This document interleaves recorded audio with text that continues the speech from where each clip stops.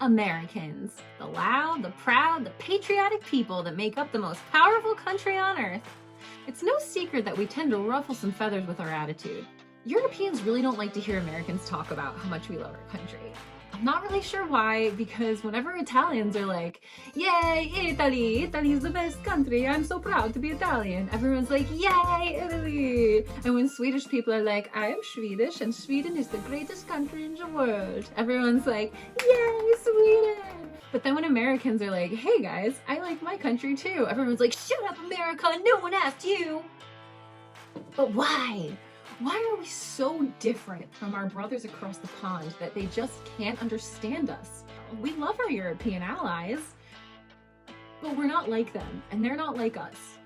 And why is that? I think the answer is obvious. If you take a look at the people that founded this country. Let's get into it. Welcome to Swing Voter Central.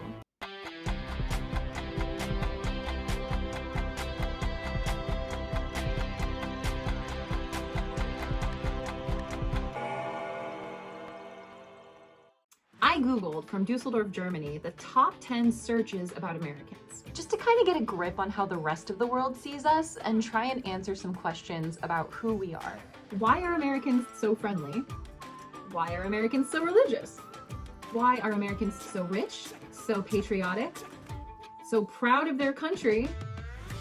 And finally, why are Americans so tall? The tall thing I really can't answer. Everything else, I think I can. We have to go back to our founding fathers. Who are the people that started the United States? Well, we know one thing is that the American settlers were batshit crazy. To get on a ship in the 1600s and travel to the New World, you had to be certifiably insane, and brave, and bold, and ambitious, and hungry. Hungry for something more. The American settlers weren't fleeing anything. They weren't leaving famine. There was no war or conflict they were running from. They were running towards adventure and religious freedom. The King of England was like, everyone is going to belong to the Church of England from now on. And the Americans were like, over my dead body, screw you, King James, we're gonna go start our own country. Look at this map real quick. What does that look like to you? Look at that, look at that. What is that? Those are sea monsters. That means the American settlers had to get on a ship during a time when they believed in sea monsters, sail across the Atlantic Ocean to a world that no one knew anything about. The Jamestown voyage took 4 months to get there. The Mayflower, that landed on Plymouth Rock with the Pilgrims, that took 66 days, and half the people died on the way there. But that did not stop the Americans.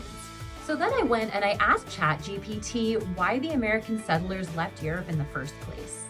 Number 1, religious freedom. Number 2, economic opportunity. Get that money. Number 3, adventure. And number 4, owning a house, which is still pretty much an American thing. I'll get into that during my episode on housing. But anyway, sounds like America to me. And that's why Europeans have a hard time understanding the American mentality. They stayed behind in Europe and Americans left. And the difference between those two types of people was stark. This is how I imagine it went down. The Europeans who stayed behind were like, yoo-hoo, Thomas, where are you going? What do you mean? Dude, I'm going to the New World. Bro, wait, bro, dude, bro, dude, bro, dude, bro, don't tell me you haven't heard. Dude, they discovered a whole new world out there. Yeah, dude, it's a new world. Let's go, let's go. Woo! USA, USA, let's go, baby. Hey, you want to go there? The New World. Why would you want to go there? There's nothing but trees and religious people. Dude, it's not like that. This is the New World, bro. It's adventure. It's gold. It's opportunity. Freedom, baby. Freedom. Woo! Adventure. Freedom, baby. World, man. Freedom. Yeah, if I want freedom, I can go and make a Spaziergang for free. But there are sea monsters out there. You could die. Let them go, Hilda. Auf Wiedersehen. I'll tell that sea monster to suck my big fat American dick.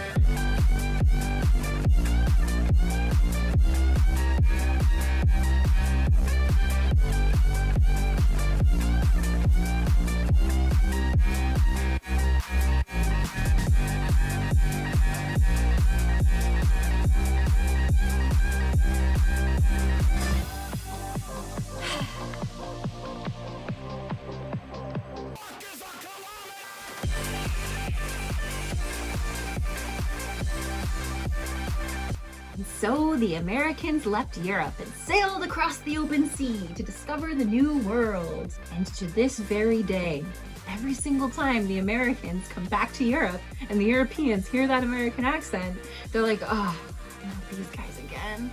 I thought they left. Didn't you lock the door?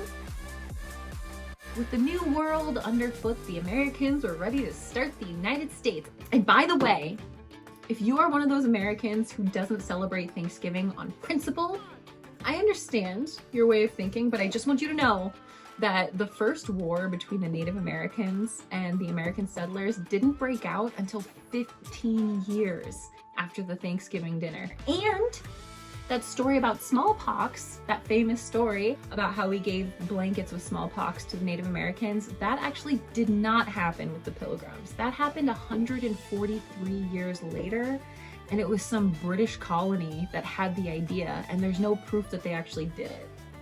So enjoy your turkey, I guess. Speaking of British, we come to our next story in American history, which involves King George III of England, who for some reason thought that the American colonies belonged to his British Empire. So British Parliament started imposing taxes on goods that were coming into the United States, including tea.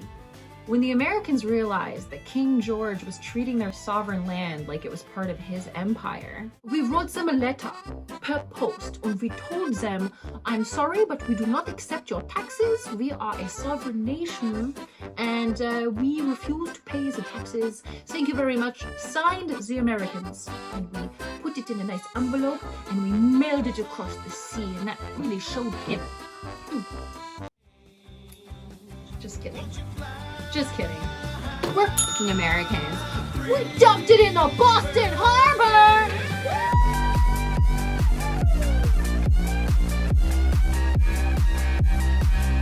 And we called it the Boston Tea Party, baby! Woo! USA! USA!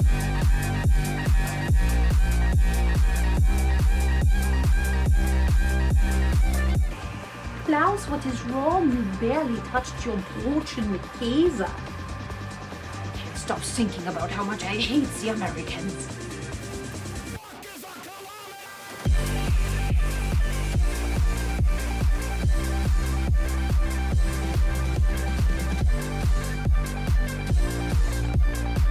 Americans love to sensationalize. You love to put on a show.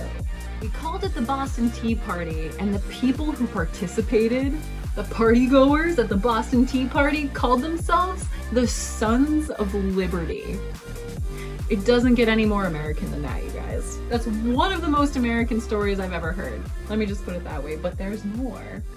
In order to understand Americans and who we are and how we are, you gotta keep going.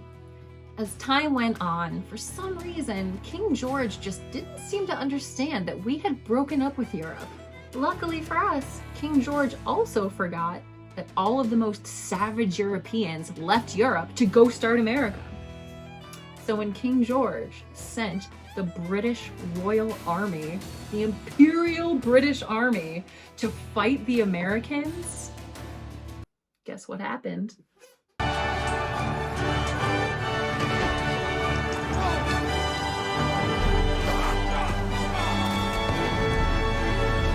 USA! USA!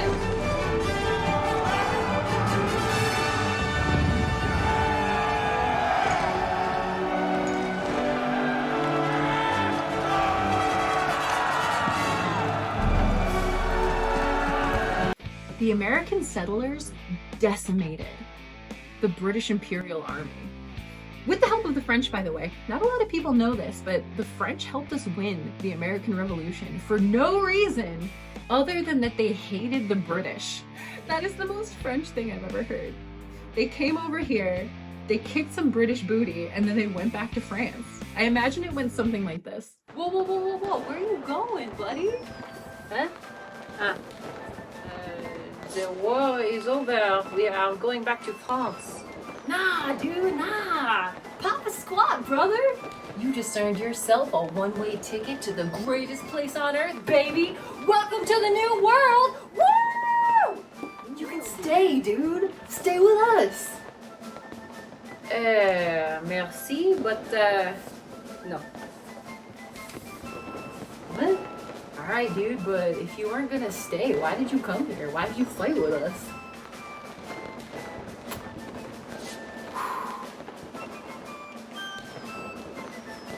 Revanche.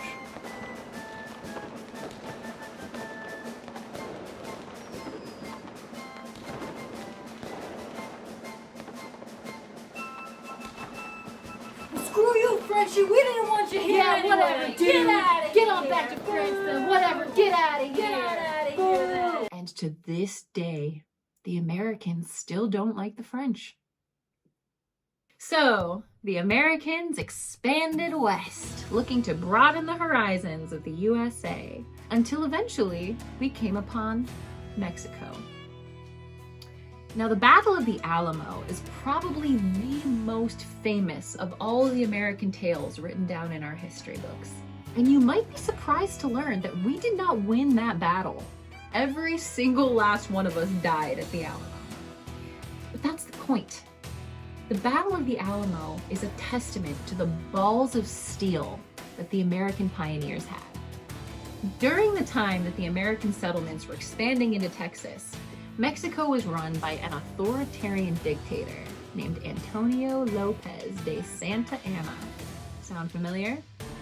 Santa Anna suspended the Mexican Constitution of 1824, dissolved Congress, and he replaced local governments with military officials that were loyal to him.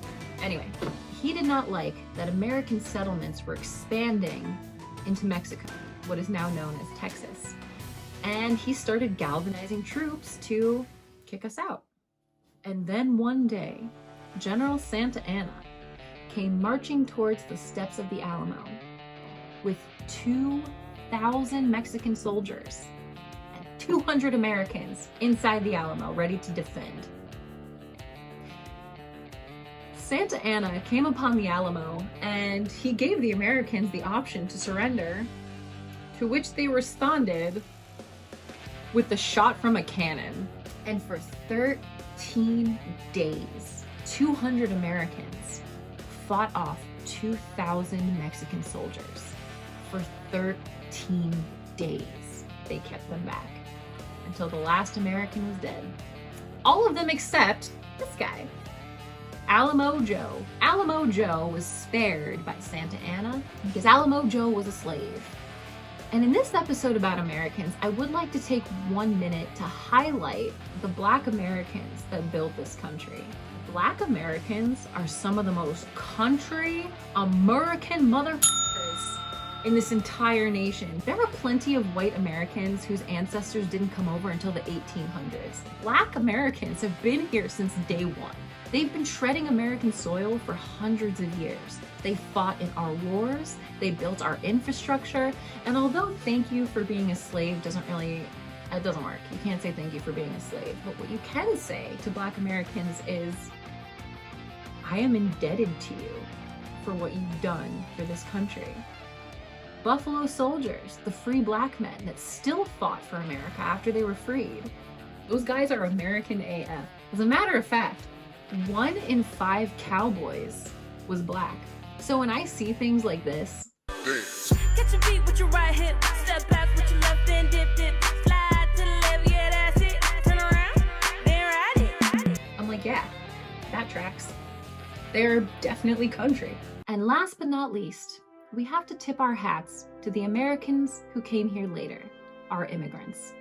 Because I would argue that immigrants who come to America are also inherently American. You have to be American at your core to look at what we have to offer, to look at the United States and go, yeah, I want that. I want to be a part of that. Come on in, baby.